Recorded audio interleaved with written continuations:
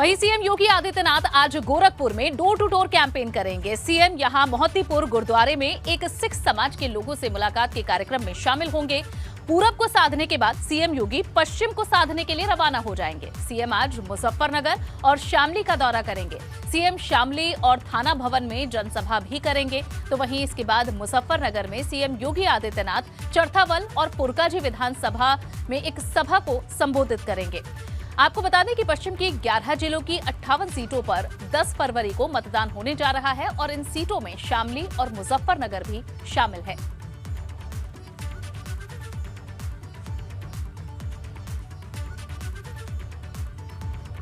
वहीं अपने दौरे को लेकर सीएम योगी आदित्यनाथ ने कई ट्वीट भी किए हैं। उन्होंने क्या लिखा है ये आपको बताते हैं। सीएम योगी आदित्यनाथ जो आज चुनाव प्रचार करने जा रहे हैं, उससे पहले उन्होंने लिखा, 5 वर्ष पहले का मुजफ्फरनगर, ना बेटी सुरक्षित, ना माताओं का सम्मान, दंगों की आग और कर्फ्यू का कफन, तुष्टीकरण की नीति और पलायन का दर्द। आज का मुजफ्फरनगर, व्यापारी सुरक्षित, बेटियां सशक्त, रोजगारोन्मुख युवा, समृद्ध गन्ना किसान, शांति सौहार्द और उन्नति चहुओर। ये है सुशासन। यानी कि 2 डिफरेंस बताए हैं, अंतर बताया है पहले और अब में क्या कुछ बदलाव आए हैं। साथ ही उन्होंने लिखा, 2017 में भाजपा ने मुजफ्फरनगर के किसानों से वादा किया था। ये दूसरा ट्वीट है। उन्होंने कहा, माफ होगा अन्नदाता का कर्ज। डबल इंजन की भाजपा सरकार आई और पहली कैबिनेट बैठक में ही 36,000 करोड़ से प्रदेश के 86 लाख अन्नदाता किसानों के ऋण को माफ किया है। मुजफ्फरनगर में 50,496 किसानों को 343.40 करोड़ का सीधा लाभ पहुंचाया है।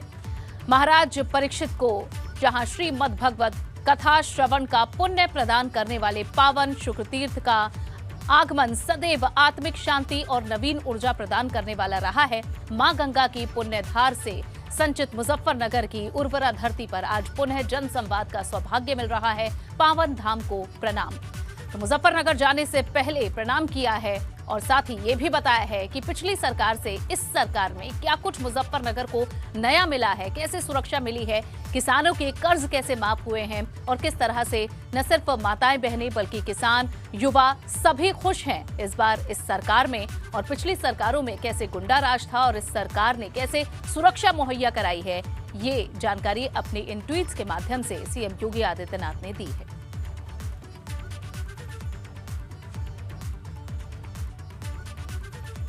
और चलिए अब आपको बताते हैं कि शामली जिले का सियासी इतिहास क्या है। शामली जिले में 3 विधानसभा सीटें हैं और इन 3 विधानसभा सीटों को लेकर जंग है। इसमें कैराना, शामली और थाना भवन शामिल है। इन सीटों पर जहां 2017 में भाजपा ने शामली और थाना भवन की सीटें जीती थी, कैराना से सपा के नाहिद हसन ने जीत दर्ज की थी। 2012 में 2 सीट भाजपा और 1 सीट कांग्रेस के हाथ आई थी। कांग्रेस ने 1 सीट यहां से जीती थी। इसके अलावा आपको बताते हैं कि किस तरह से जहां कांग्रेस और बीजेपी के बाद अब समाजवादी पार्टी भी ताल ठोक रही है इन सीटों पर और पूरी तरह से पश्चिमी यूपी को साधने का प्रयास किया जा रहा है।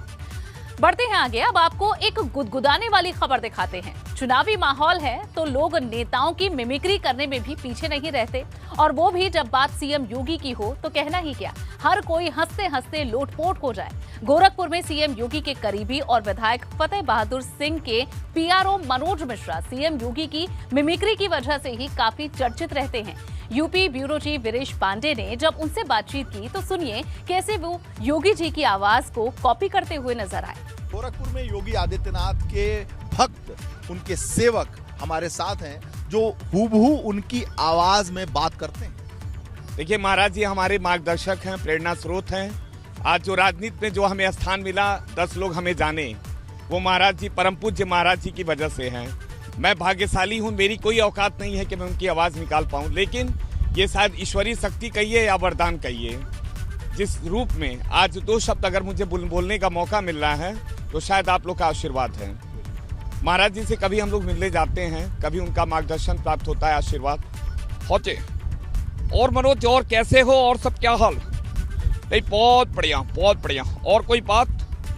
ठीक है भाई, ओ तिवारी जी इनको दिखवा लीजिए, इनका क्या मामला है, तत्काल उसको संज्ञान में लेते हुए उसको गंभीरता से दिखाएं। धन्यवाद। जब महाराज जी यानी योगी आदित्यनाथ जी किसी स्थानीय अधिकारी से बात करते हैं तो वो क्या कहते हैं, ये भी आप सुनिए। अरे वो वहां पे मिलाइए, थाना पे प्राइस मिलाइए, देखिए क्या बात है, वहां पे मेरी बात कराएं।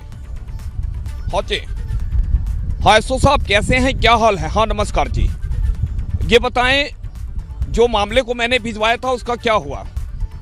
नहीं, उसको गंभीरता से लेते हुए और उनको न्याय दिलाएं और तत्काल हमें बताएं कि उस मामले में क्या हो रहा है। योगी आदित्यनाथ जी जब जनता दरबार में होते हैं तो जनता से किस रूप में बात करते हैं, ये भी सुनिए। यहाँ देखिए जितने लोग आए हुए हैं अपनी अपनी समस्या लेके आए हैं, वो सारे लोग क्रम वाइज यहाँ पे आके अपनी समस्या बताएं, जो भी दिक्कत हो यहाँ निसंकोच बताएं।